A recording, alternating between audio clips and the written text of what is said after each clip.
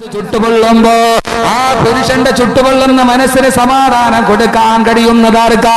ആ ഭാര്യയല്ലയോ ബീവി ഖദീജ റളിയല്ലാഹു അൻഹ. എന്റെ പ്രിയപ്പെട്ട സഹോദരങ്ങളെ, അല്ലാഹുവിന്റെ റസൂൽ ഹിറാ ഗുഹയിൽ ഇരിക്കുകയാണ്. ഇരുട്ടിന്റെ മറവിൽ ജിബ്രീൽ അലൈഹിസ്സലാത്തു വസ്സലാം വരികയാണ്. അല്ലാഹുവിന്റെ റസൂലിനോട് പറഞ്ഞു, നബിയെ വായിക്കുക, ഇഖ്റഅ ബിസ്മി റബ്ബിക്കല്ലദീ ഖലഖ. അങ്ങയുടെ നാഥന്റെ നാമത്തിൽ വായിക്കു നബിയെ.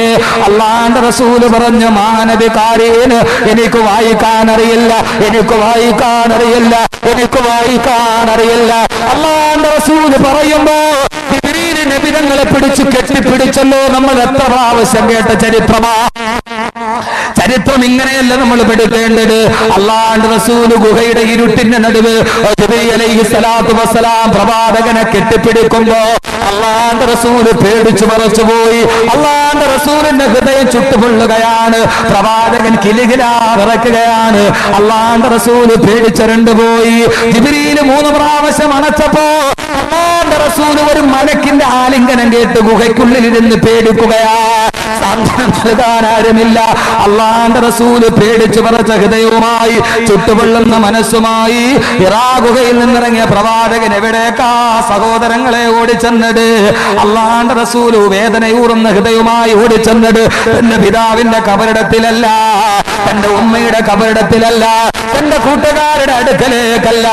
അല്ലാഹുവിന്റെ റസൂല് വിളിച്ചു കൊണ്ടോടിയതാരെന്നറിയുമോ? സമ്മിലൂനി യാ ഖദീജ, സമ്മിലൂനി യാ ഖദീജ. ഖദീജ എന്നെ പുതപ്പിട്ടു മോടുമോ? അല്ലാഹുവിന്റെ റസൂൽ എന്ന ഭർത്താവ് ഹൃദയം കൊള്ളുമ്പോ തന്റെ ഒരേ ഒരത്താണ് ഏടാ, തന്റെ പ്രിയപ്പെട്ട ഭാര്യയുടെ മടിത്തട്ടല്ലയോ? അല്ലാഹുവിന്റെ റസൂൽ ഓടിച്ചൊന്ന് ഖദീജ എന്നെ പുറപ്പെട്ടു മോട്. പ്രിയപ്പെട്ട ഭാര്യ ഖദീജ, ഖുർആനിലെ ഭാര്യ, ഖുർആനിലെ ഭാര്യ, ഖുർആനിലെ ഭാര്യ ബീവി ഖദീജ. പ്രവാചകൻ ഓടി വരികയാണ്. ഭർത്താവ് ഓടി വരുന്ന വേഗതയോടെ, വിഹ്വലതയോടെ, വിഭ്രാന്തിയോടെ ഓടി വരുന്ന തന്റെ ഭർത്താവിന്റെ കൈപിടിച്ച് ഖദീജ റളിയല്ലാഹു തആല അൻഹ എന്താ ചെയ്തത്? അല്ലാഹുവിന്റെ റസൂലിന്റെ ശിരസ്സെടുത്ത് തന്റെ മടിയിലേക്ക് വെച്ച് പേടിച്ചു വിറച്ച് പൊള്ളുന്ന മനസ്സുമായിട്ട് വരുന്ന പെങ്ങളെ ഒരു ചരിത്രത്തിന്റെ ഖദീജയാകുമോ?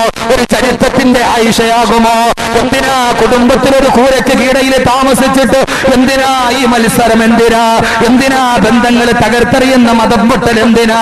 ഖുർആനിലെ ഭാര്യയായി ഖദീജ ബീവി പേടിച്ചു വിറച്ചു വരുന്ന ഭർത്താവിന്റെ ശിരസ്സെടുത്ത് തന്റെ മടിയിലേക്ക് വെച്ച് തന്റെ പ്രിയപ്പെട്ട ഭർത്താവിന്റെ മുഖത്തേക്ക് തുറച്ചു നോക്കി. ഭർത്താവിന്റെ മുടിയഴകളിലൂടെ തന്റെ കൈവിരലുകൾ തടുകിത്തലോടി പേടിച്ചു വരുന്ന ഭർത്താവിനെ പിടിച്ചു മടിയിൽ കിടത്തി മുഖത്തേക്ക് സൂക്ഷിച്ചു നോക്കി. മുടിയഴകളിലൂടെ തന്റെ കൈവിരലുകൾ കൊണ്ട് പ്രവാചകന്റെ ശിരസ്സിൽ തടുകിത്തലോടി. ഖദീജ പറഞ്ഞ വാക്കുകൾ ഹദീസിൽ സുവിദിതമാണ്. വല്ലാഹി ലാ യുഖ്സീകല്ലാഹു അബദാ ഇന്നക ലതസിലുർ റഹമ വതസ്ദുഖുൽ ഹദീസ വതഹ്മിലുൽ കല്ലാ വതുകീറുൽ ലൈഫ വതുഈനു അലാ നവായിബിൽ ഹഖ്. വല്ലാഹി പടച്ച തമ്പുരാനെ തന്നെയാണ് സത്യം.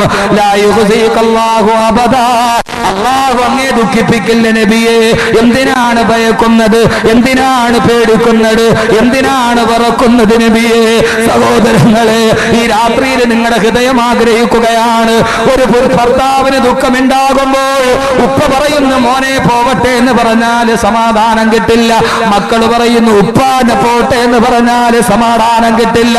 പക്ഷെ അടുത്ത് കിടക്കുന്ന ഭാര്യ തന്റെ കൈവിരലുകൾ കൊണ്ട് കഴുത്തിലേക്ക് ചുറ്റിപ്പിടിച്ചിട്ട് വിഷമിക്കണ്ട, ഞാനില്ലേ കൂടെ, ഞാനില്ലേ കൂടെ, ഏത് കഷ്ടത സഹിക്കാനും നിങ്ങളുടെ കൂടെ ഞാനുണ്ടെന്നൊരു ഭാര്യ പറഞ്ഞാൽ അതിനേക്കാൾ വലിയ ആശ്വാസമുണ്ടോ? അതിനേക്കാൾ വലിയ സന്തോഷമുണ്ടോ? അതിനേക്കാൾ വലിയ ഒരു മൃതസഞ്ജീവനി വേറെ ഏതാണുള്ളത്? ഭാര്യ അതൊരു നല്ല വാക്കാണ്, അതൊരു നല്ല മുഖമാണ്, നല്ല ചിരിയാണ്, നല്ല സുസ്മേരവദനയാണ്. ആയി ബഹുമാനപ്പെട്ട ഖദീജ അല്ലാഹുവിന്റെ റസൂലിന്റെ മുഖത്ത് നോക്കി പറയുന്നു, ലാ യുഖ്സീകല്ലാഹു അബദാ, പേടിക്കണ്ട ഭർത്താവേ, അല്ലാഹ് എന്തിനാണ് നിങ്ങളെ ദുഃഖിപ്പിക്കുന്നത്? ഇന്നക ലതസിലുർ റഹ്മ, അങ്ങ് കുടുംബ ബന്ധം ചേർത്ത ആളല്ലയോ? വതസ്ദുഖുൽ ഹദീസ, സത്യം പറയുന്ന ആളല്ലയോ? വതഹ്മിലുൽ കല്ലാ, മറ്റുള്ളവരുടെ ദുഃഖം മാറ്റാൻ പ്രയത്നിക്കുന്ന ആളല്ലയോ? വതുഈനു അലാ നവാ ബിൽ ഹഖ്, അങ്ങ് സത്യത്തിന് വേണ്ടി നിലനിൽക്കുന്ന ആളല്ലയോ? അല്ലാഹു അങ്ങേ ദുഃഖിപ്പിക്കില്ല നബിയേ, അല്ലാഹു അങ്ങേ ദുഃഖിപ്പിക്കില്ല നബിയെ.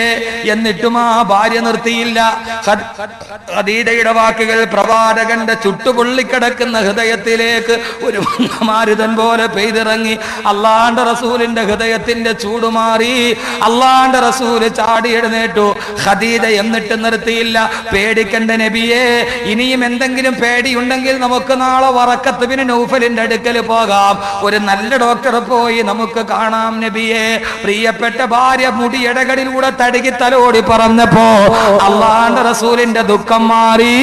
ഈ പെണ്ണാണ് പെണ്ണെന്നല്ലാന്റെ വിശുദ്ധ ഖുർആൻ. ഈ പെണ്ണാണ് രാത്രിയുടെ ധർമ്മം നിർവഹിച്ച പെണ്ണ്.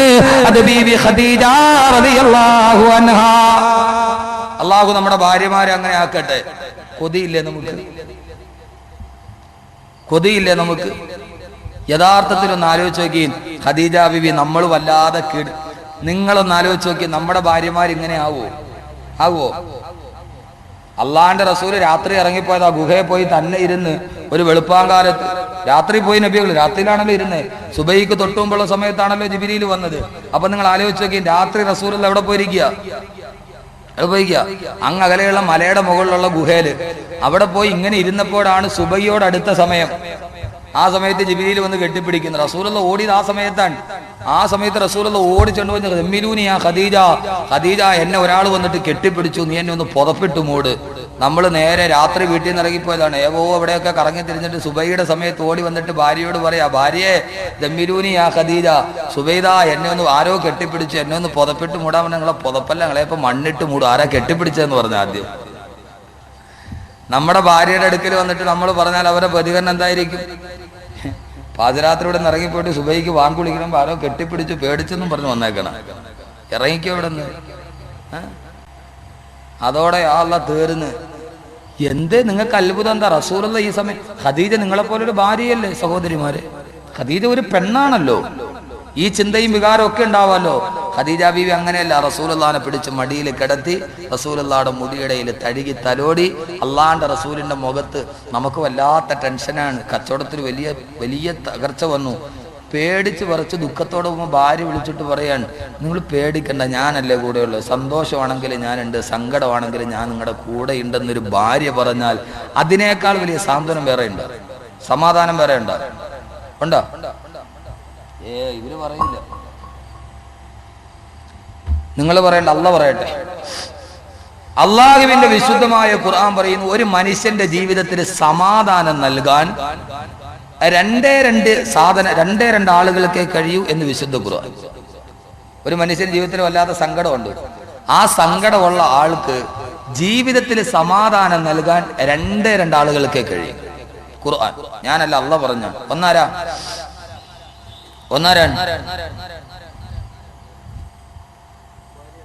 ഭാര്യ.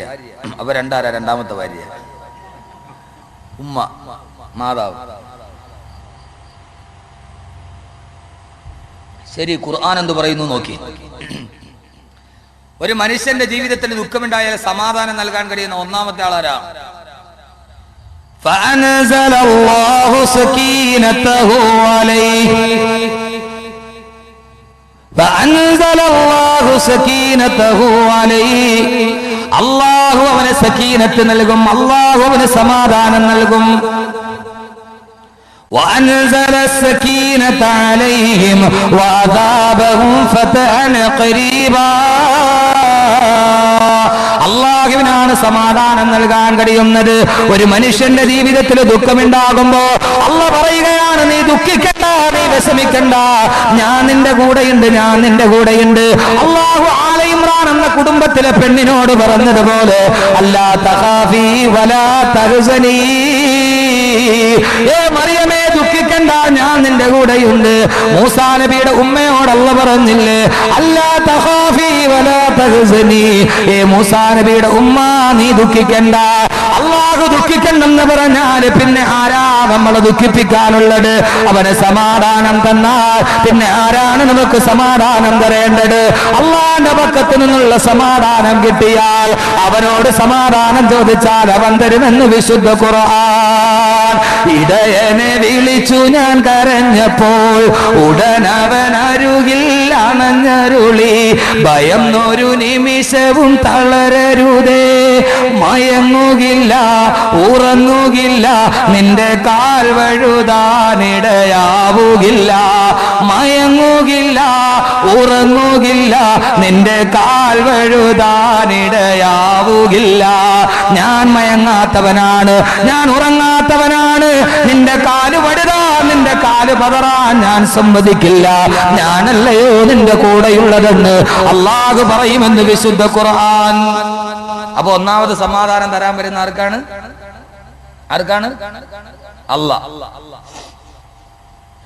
അല്ലാഹ് സമാധാനം കൊടുത്ത കഥ ഒത്തിരി പറയുന്നുണ്ട് ഖുർആനിൽ. അത് പറയണമെങ്കിൽ വേറൊരു 5 ദിവസവും കൂടെ വേണം. അത് ഇൻഷാ അല്ലാഹ് നമുക്ക് പിന്നീടാവും.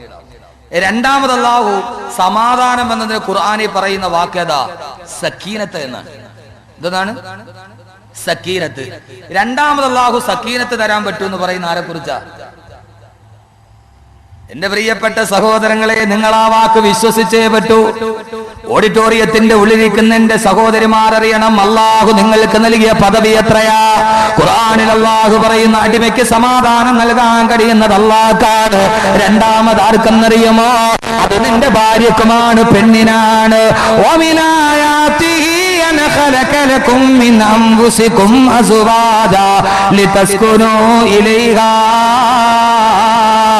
وجعل بينكم مودة ورحمة ومن آياته الله بن വലിയ ദൃഷ്ടാന്തമാണ് أن خلق لكم من أنفسكم أزواجا, നിങ്ങളിൽ നിന്ന് നിങ്ങളുടെ ഇണയെ തെരഞ്ഞെടുത്ത് തന്നത്. എന്തിനാണ് അല്ലാഹു നിങ്ങളോട് വിവാഹം കഴിച്ച് ഒരു പെണ്ണിനെ കൂടെ കൂട്ടാൻ പറഞ്ഞത്? എന്തിനെന്നറിയുമോ? അല്ലാഹു പറയുകയാണ്, നിങ്ങൾ എന്നെ വിശ്വസിക്കണം, അല്ലാഹുവിന്റെ ഖുർആൻ വിശ്വസിക്കണം. നിങ്ങളുടെ ജീവിതത്തിൽ ഇത് ചിലപ്പോൾ കഴിഞ്ഞില്ലെന്ന് വരാം. അല്ലാഹു പറയുന്ന ഒരാള് വിവാഹം കഴിക്കുന്നത് ലിതസ്കുനൂ ഇലൈഹാ, അവന് സമാധാനം ഉണ്ടാവാൻ വേണ്ടിയാന്ന് വിശുദ്ധ ഖുർആൻ. എന്റെ സഹോദരിമാരെ, അല്ലാഹു സമാധാനം കൊടുത്താൽ പിന്നെ ഭൂലോകത്ത് സമാധാനം കൊടുക്കാൻ കഴിയുന്നത് പെണ്ണെ നിനക്കാണ്, നിനക്കാണ്, നിനക്കാണെന്ന് അല്ലാഹുവിന്റെ വിശുദ്ധ ഖുർആൻ. അല്ലാഹു കഴിഞ്ഞാൽ പിന്നെ സമാധാനം നൽകാൻ പറ്റുന്ന ആർക്കാണ്? ഭാര്യയ്ക്ക്. എന്റെ പൊന്നുസ്താദെ, അവളെ കെട്ടിയതിന്റെ അന്ന് സമാധാനം പോയതാണ്, പിന്നെ ഇന്ന് വരെ വന്നിട്ടില്ല.